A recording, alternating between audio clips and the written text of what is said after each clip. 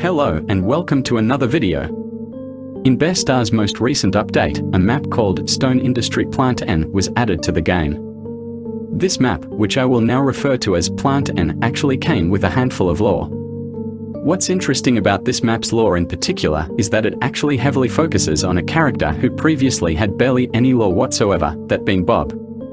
Today, we will be diving into the lore of Plant N, which also means we will find out the origins of Bob. Let's begin. Besides the environment of Plant N, the biggest thing which will help us find out the story of this map are the various notes scattered throughout the map. One area in particular has a billboard with a few notes on them. If we take a look at these notes, we can see what the main purpose of Plant N is.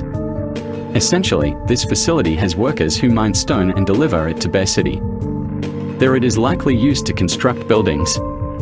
However, that isn't all though, as Plant N appears to have ties to Violaa. In one of the rooms, you can find the Violaa Alter. This structure is actually a puzzle, and it can be solved by placing 3 pieces of Violaa found throughout the map onto their respective pedestals.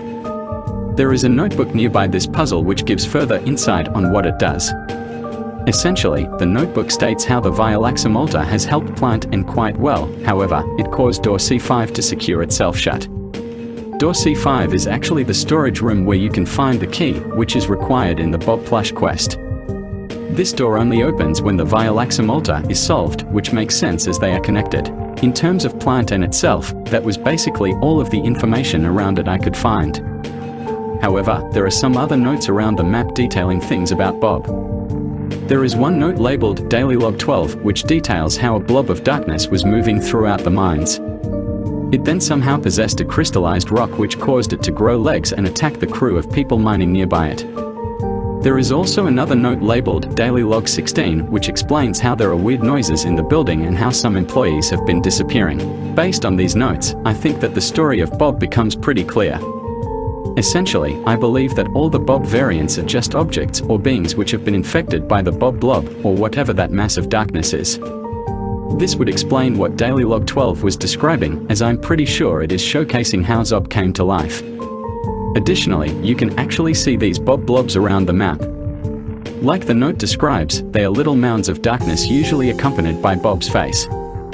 They only appear for a few seconds before fading away, but they are still there.